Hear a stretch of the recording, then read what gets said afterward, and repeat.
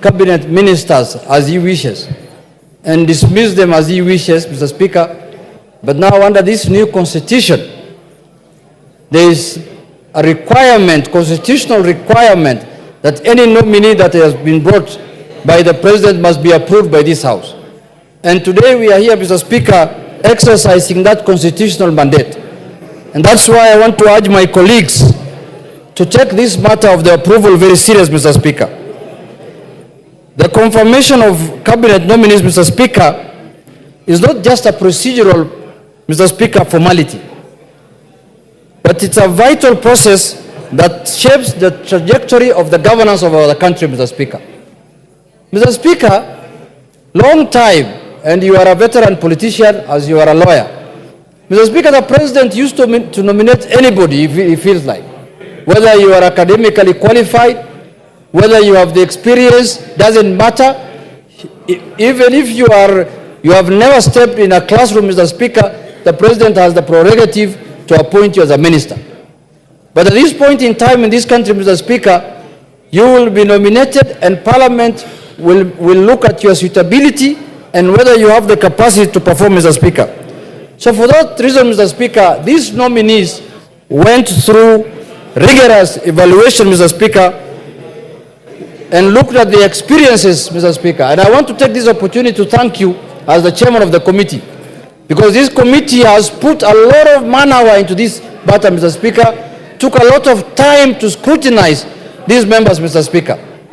And every nominee appeared before the committee in person, and all questions have been put across to them, and a lot of them answered, Mr. Speaker, satisfactorily as per the report of the committee. But Mr. Speaker, the question that we need to ask ourselves is that why are we in this situation at this point in time, Mr. Speaker? Why are we vetting ministers again mid-term, Mr. Speaker, when the term of the election has not ended, Mr. Speaker? Mr. Speaker, we have found ourselves in this situation because of our own making, Mr. Speaker.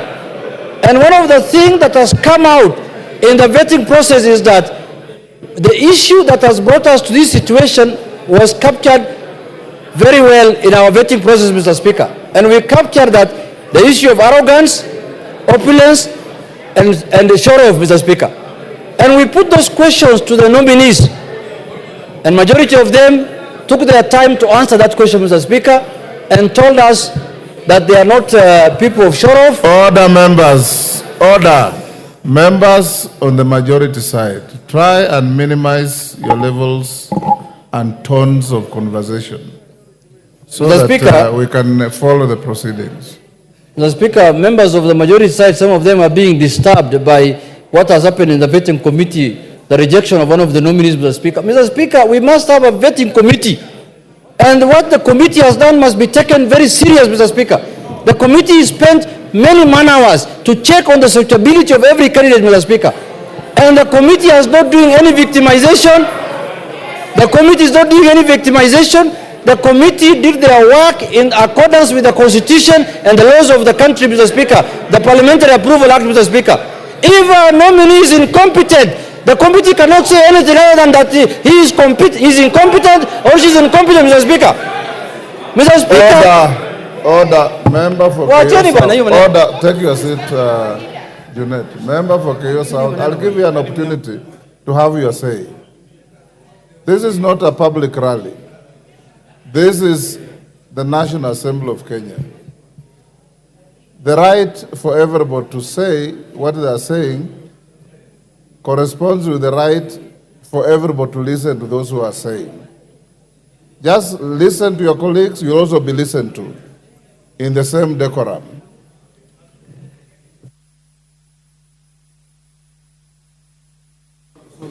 Mr. Speaker, when we say as a committee that someone is not suitable for this job, we are not imputing any improper motive on that person, Mr. Speaker. We are just saying that person is not suitable for this job. He can do another job elsewhere, Mr. Speaker. And Mr. Speaker, we are not here in this National Assembly to defend and protect anyone. We are just here to say the truth as it is, Mr. Speaker. So, Mr. Speaker, I want to say that the committee found majority of the nominees to be suitable for the job they have been given. Mr. Speaker, it is this House that can hold people accountable. We cannot hold members accountable outside this House, Mr. Speaker. It is our constitutional mandate to hold people accountable here, Mr. Speaker. What is the point of sending someone to a job and after a year and 2 years again, you have to recruit again and refresh, Mr. Speaker, like what is happening now, Mr. Speaker?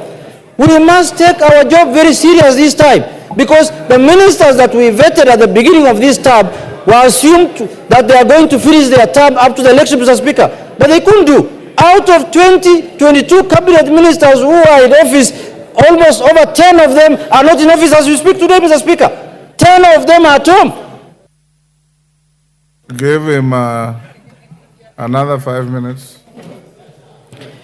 More than half of the cabinet that was vetted by this House, Mr. Speaker, at the beginning of the term are at home.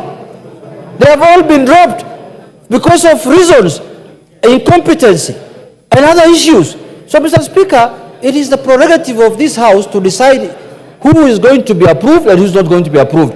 But we must take the report of the committee very serious, because the committee did public participation.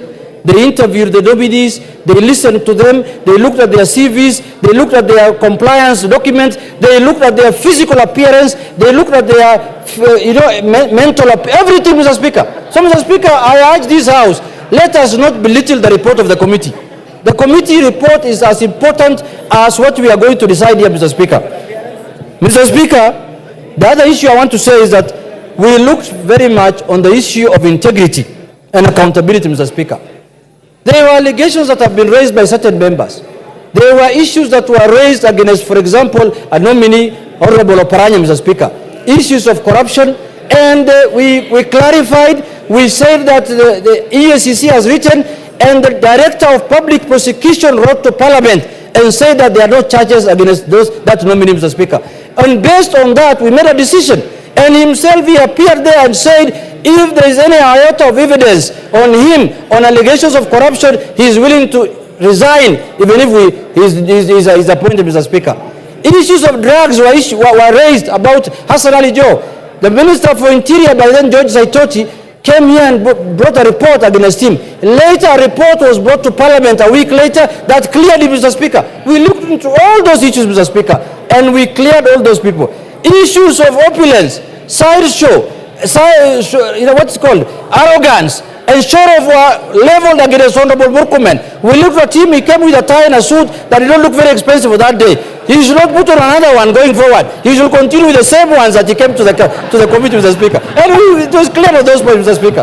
Mr. Speaker, we looked at the issues of commitment to public service, Mr. Speaker. Most of the nominees showed high level of commitment to public duty, Mr. Speaker. You could see the way they were answering the questions, and they said that they are willing and ready to serve the country, Mr. Speaker. Mr. Speaker, in conclusion, I want to say this. There is nothing that stops this House to impeach any CS who does not perform his functions again. That responsibility again is with us here, Mr. Speaker. And the day a CS nominee does not perform his functions in accordance with the Constitution and in accordance with the wishes of Kenyans, we have the responsibility again to remove him from office and to impeach him. Lastly, Mr. Speaker, I want to urge the nominees that once you assume office, Mr. Speaker, kindly have in mind what Kenyans expect of you, Mr. Speaker. We interviewed the nominee for Interior, Mr. Speaker, and we told him there are many complaints about deaths in this country when people are demonstrating. He has to make sure, he has to put into consideration the sanctity of life, Mr. Speaker, that Kenyans must not die for exercising their freedoms and rights, Mr. Speaker. Demonstration is allowed in the country, but also the rights of other Kenyans must be respected when somebody is doing a demonstration, Mr. Speaker. So we have looked at everything and everything that is possible, and we have concluded that 19 nominees are suitable for office. Mr. Speaker, what I am proud of today, Mr. Speaker, are my colleagues whom I was with them in the same party who have joined now the executive, Mr. Speaker. It has proved to me that the Raila Odinga Academy School of Politics is the best school of politics in this country, Mr. Speaker. Look at the kind of nominees they have donated to the candidate, Mr. Speaker. Hassan Ali Joho, Oparanya, Upio Wandai, and Mbadi, Mr. Speaker. Those are the best nominees this country can have, Mr. Speaker. The best experts this country can have, Mr. Speaker. When they appeared before the committee, Mr. Speaker, the committee was perplexed. They said, we didn't know ODM have this kind of expertise, Mr. Speaker. We thought ODM is just hecklers and people who throw stones, people who make noise in this town, Mr. Speaker. But now we have proved to Kenyans and to the public and to this House that the best expertise is found in ODM, Mr. Speaker. Those few remarks, Mr. Speaker, I second, Mr. Speaker. Thank you very much. Order.